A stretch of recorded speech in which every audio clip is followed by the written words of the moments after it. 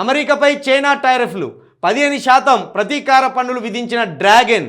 మరి డ్రాగన్తో పెట్టుకుంటావు ట్రంప్. డబ్ల్యూటీఓలో న్యాయ పోరాటం చేస్తామని వెల్లడి.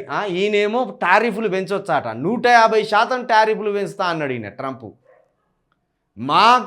మా మీద ఎవడైనా టారిఫ్లు పెంచితే మేము 150% టారిఫ్లు పెంచుతామని చెప్పిండు. ఈయన మీద 15% ప్రతీకార పన్ను విధించిన చైనా. ఈయన ఏమంటాడు, డబ్ల్యూటీఓలో న్యాయ పోరాటం చేస్తామని వెల్లడి.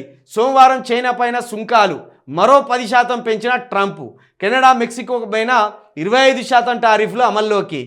కెనడా మెక్సికో పైన కూడా 25% టారిఫ్లు అమల్లోకి. బదులుగా అమెరికాపై కెనడా 25% టారిఫ్లు. చాలు, మీకు పోయేదేమున్నది, తీయరాదు.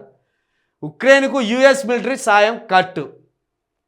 మొత్తానికి యుద్ధం ఏదో ఒక రోజు ఈ చైనా చేయబట్టి అమెరికా చేయబట్టి వచ్చేటట్టున్నది కదా, లేకపోతే అటు రష్యా ఉక్రెయిన్ చేయబట్టి వచ్చేటట్టున్నది ఈ ప్రపంచ యుద్ధం.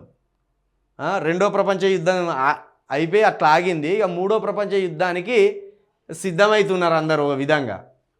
ఇట్లా అమెరికా మీద చైనా టారిఫ్లు వేసిందంటే చూడే, ఆ చైనా మామూలు చైనా కాదు. ఒక్క ఏఐ కనిపెట్టినందుకు అమెరికా సంపద మొత్తం ఉష్కాక్ అన్నట్టు ఆవిరైపోయింది. కొన్ని ట్రిలియన్లు ఆవిరైపోయింది.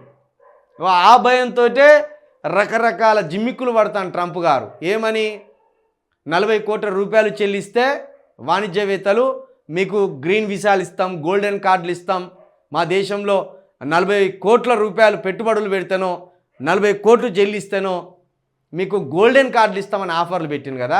మళ్ళీ సంపద సృష్టించడానికి ట్రంప్ గారు కూడా కింద మీద పడతాను. ఏంది, ఓన్లీ ఏఐ టెక్నాలజీ తోటి అట్లా అతలకుతలం అయిపోయింది అమెరికా.